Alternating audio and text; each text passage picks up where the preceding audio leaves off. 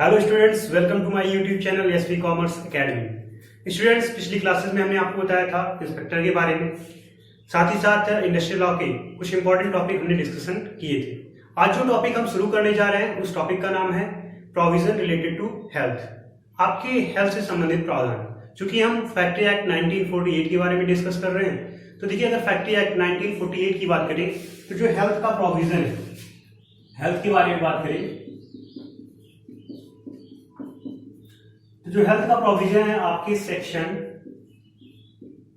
11 से लेकर के 20 तक है। अगर हम सेक्शन 11 से 20 तक की बात करें तो ये जो प्रोविजन है ये हेल्थ से संबंधित होते हैं, स्वास्थ्य से संबंधित होते हैं।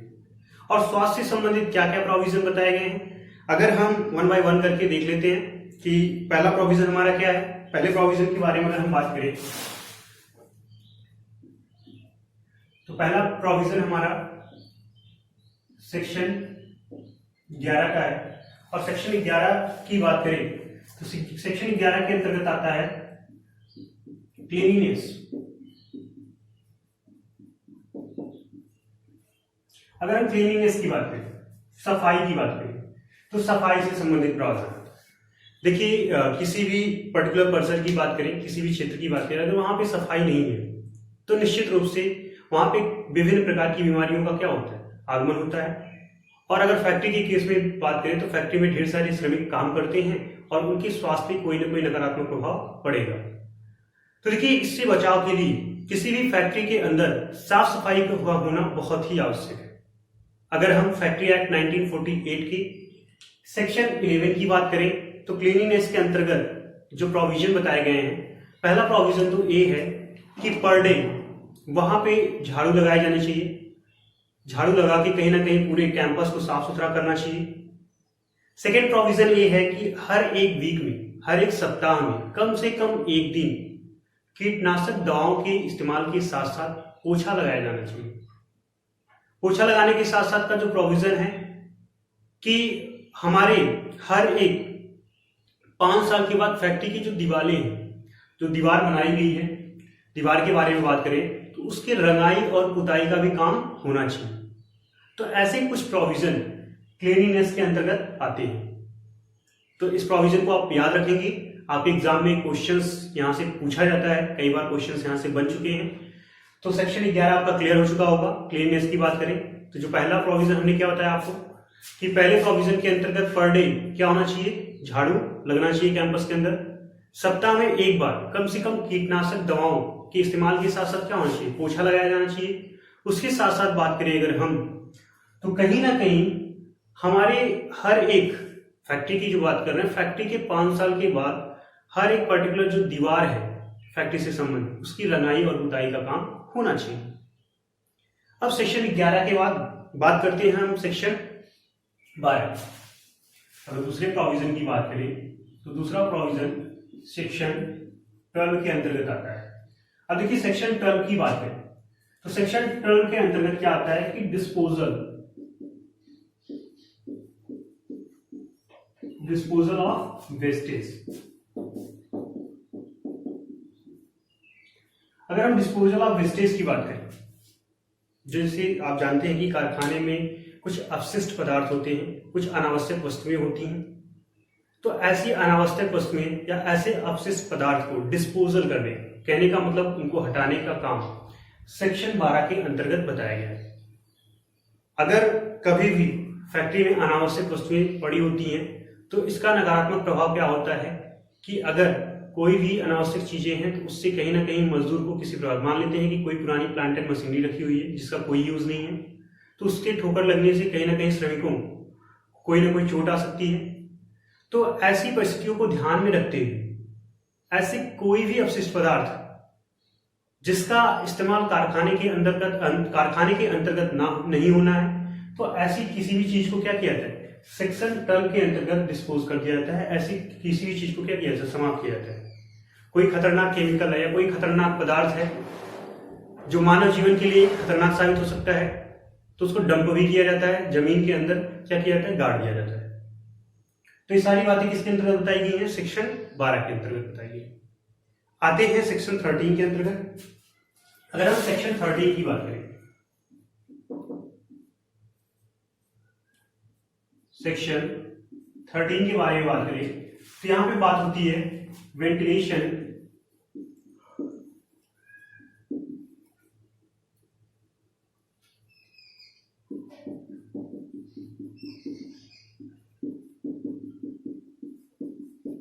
एंड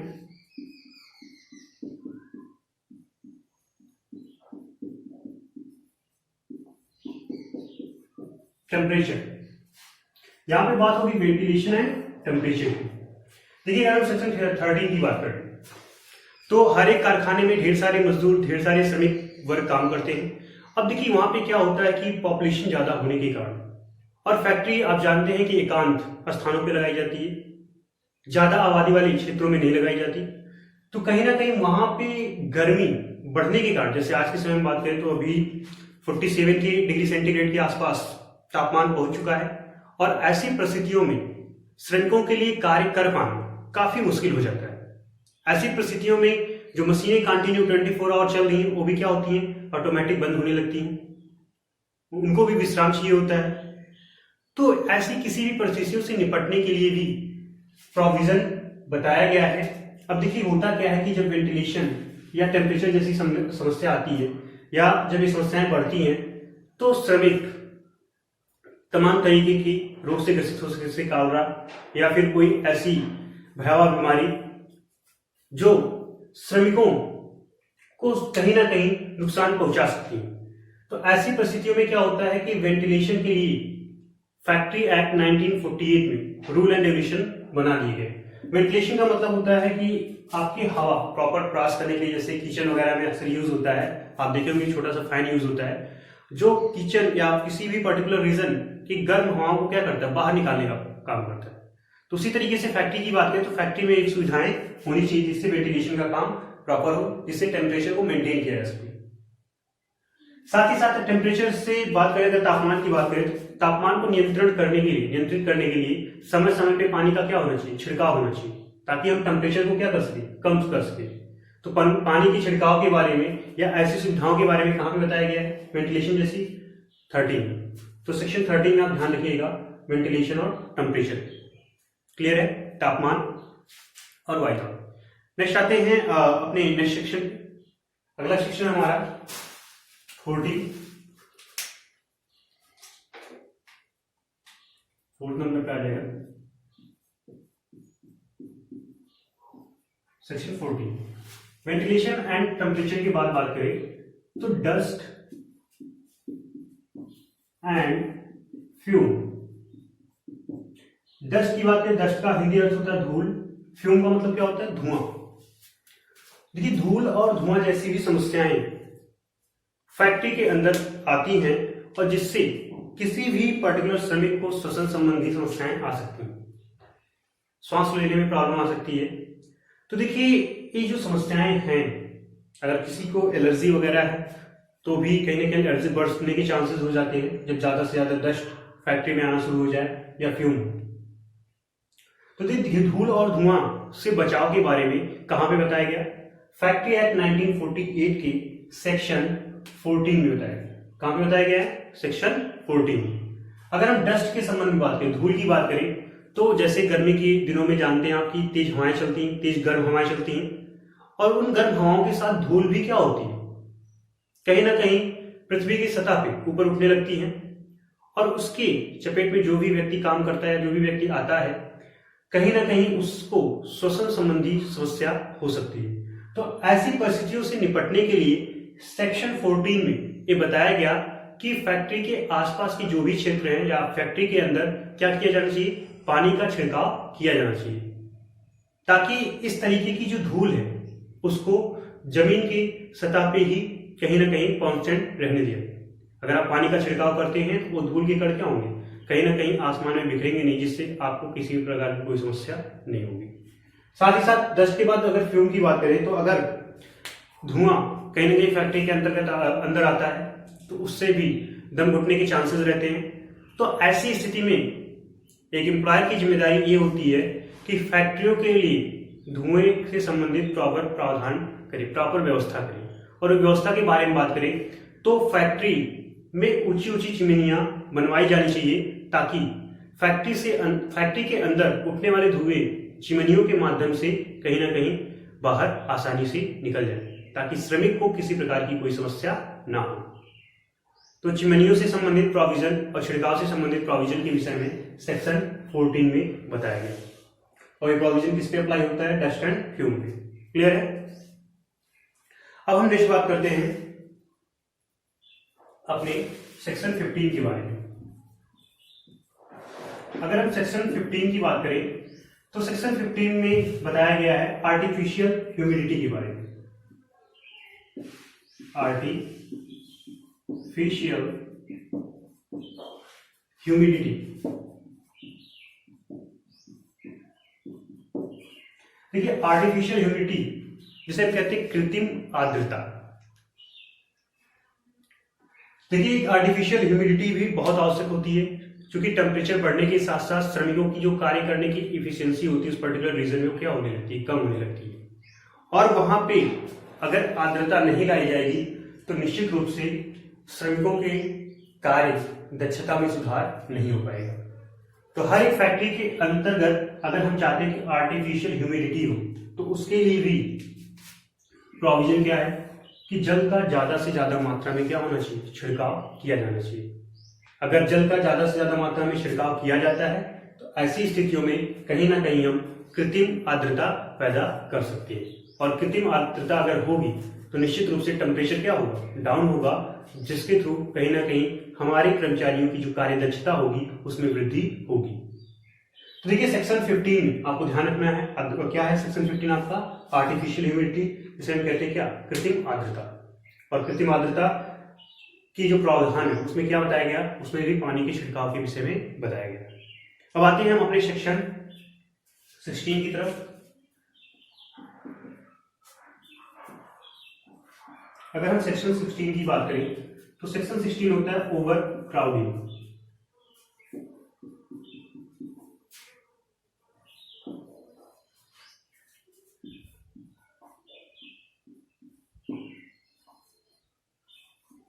देखिए अगर ओवर क्राउडिंग की बात करें तो होता है कि ओवर क्राउडिंग का मतलब होता है भीड़ भाड़।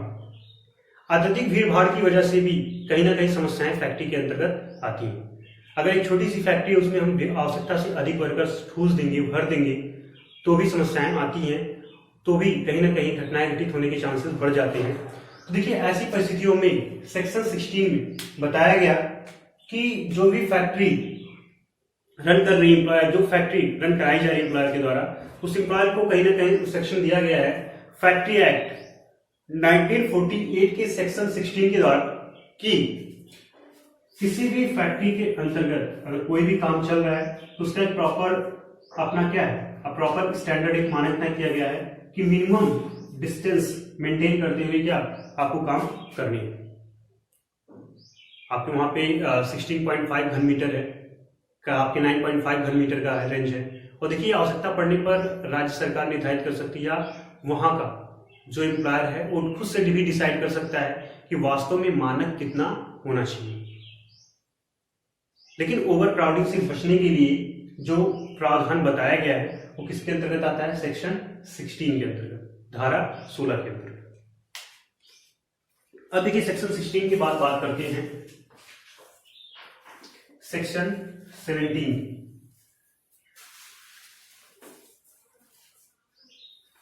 अगर हम नेक्स्ट सेक्शन 16 की बात करें, 17 की बात करें, तो यहां पे लाइटिंग के विषय में बताया गया है।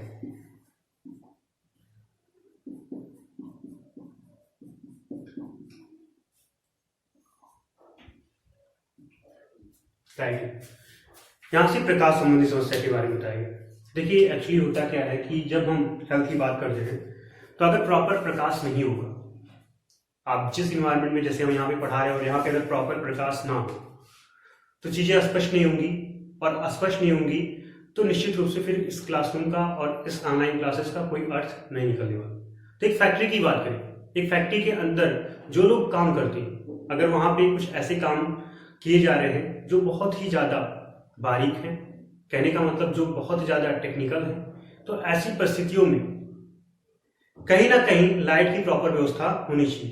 तो देखिए सेक्शन 17 आपसे बताता है कि यहाँ पे अगर कभी भी कोई भी फैक्ट्री में काम किया जा रहा है तो वहां पे प्रॉपर क्या होनी चाहिए, रोशनदान होनी चाहिए, हवादार खिड़कियां होनी चाहिए।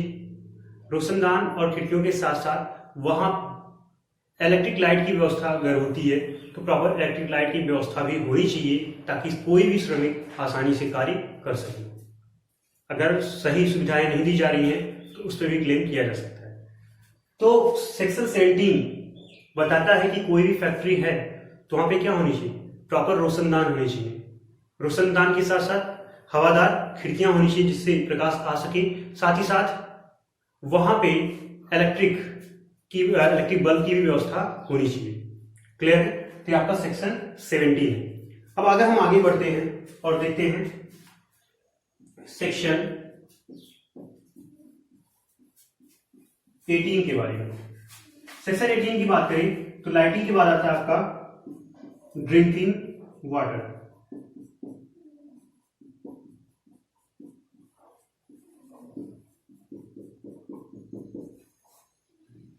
अगर हम ड्रिंकिंग वाटर की बात करें तो देखिए आप जानते हैं कि जल, अगर शुद्ध पेयजल की बात करें तो शुद्ध पेयजल के अभाव में भी कहीं ना कहीं विभिन्न प्रकार की बीमारियां मानव जीवन को त्रस्त करती रहती हैं। कई ऐसे क्षेत्र हैं जहां पे शुद्ध पेयजल ना मिलने के कारण लोग क्या होते हैं, बीमारियों से घिरे रहते हैं। तो शुद्ध पेयजल की व्यवस्था करने की जिम्मेदारी भी किसकी होती है, नियोक्ता की होती है। किसके लिए? श्रमिकों के लिए। आपसे ही पूछा है किस प्रोविजन के अनुसार, तो प्रोविजन आपका है फैक्ट्री एक्ट 1948 के सेक्शन 18 के अनुसार। तो धारा 18 में ये बताया गया है कि हर एक नियोक्ता को अपने श्रमिकों के लिए शुद्ध पेयजल की व्यवस्था करनी होती है। जहां पे भी श्रमिक काम कर रहा है वहां पे प्रॉपर पेयजल की व्यवस्था हो ताकि शुद्ध पेयजल पी के आपके श्रमिक लगातार काम पे बने रहे, काम करते रहे। अगर शुद्ध पेयजल नहीं मिलेगा तो निश्चित रूप से उनकी तबीयत खराब होगी और उससे कहीं ना कहीं आपके फैक्ट्री के कार्यों में बाधा उत्पन्न हो सकती है। तो सेक्शन 18 में आपको ये बताया गया शुद्ध पेयजल के बारे में। अब इस सेक्शन 18 के बाद आते हैं section 19।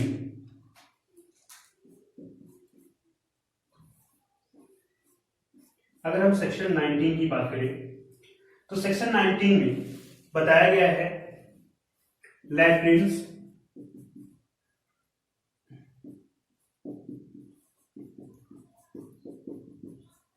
And urinal. Latrine and urinals कहने का मतलब शौचालय और कहीं ना कहीं मूत्राशय के बारे में ये भी प्रोविजन है। देखिए गंदगी से भी तमाम तरीके की बीमारियां आती हैं, श्रमिकों के ऊपर इसका भी कहीं ना कहीं नकारात्मक प्रभाव पड़ सकता है। तो फैक्ट्री एक्ट 1948 की बात करें उसके सेक्शन 19 में स्पेशली शौचालय के बारे में और मूत्राशय के बारे में बताया गया है। और यहाँ पे प्रोविजन बताया गया कि जो भी फैक्ट्री रन कर रही है कहीं पे, उसके यहाँ अगर 250 से ज्यादा श्रमिक कार्य कर रहे हैं तो निश्चित रूप से वहां पे क्या होना चाहिए, शौचालय और मूत्राशय की व्यवस्था होनी चाहिए। अगर हम शौचालय की बात करें तो शौचालय के संबंध में प्रोविजन बताया गया है कि जैसे आप जानते हैं कि हर एक फैक्ट्री में पुरुष भी काम करता है और महिला भी काम करती है। तो महिला के लिए अलग शौचालय की व्यवस्था और पुरुष के लिए क्या अलग शौचालय की व्यवस्था होनी चाहिए। साथ ही साथ जो शौचालय बनाए गए उनका समय पे साफ सफाई भी होना चाहिए। ये कहां पे बताया गया, सेक्शन 19 में बताया गया। वो साफ सुथरे भी होना चाहिए ताकि कहीं ना कहीं जो भी श्रमिक उस पर्टिकुलर क्षेत्र में काम कर रहे हैं, जो उस पर्टिकुलर सुविधा का लाभ ले रहे हैं, उनको किसी प्रकार की कोई समस्या ना हो। तो सेक्शन 19 में आपकी ये सारी चीजें हैं। अगर हम सेक्शन 20 की बात करें तो देखिए सेक्शन 20 आपको बताता है, अगर हम यहाँ पे नेक्स्ट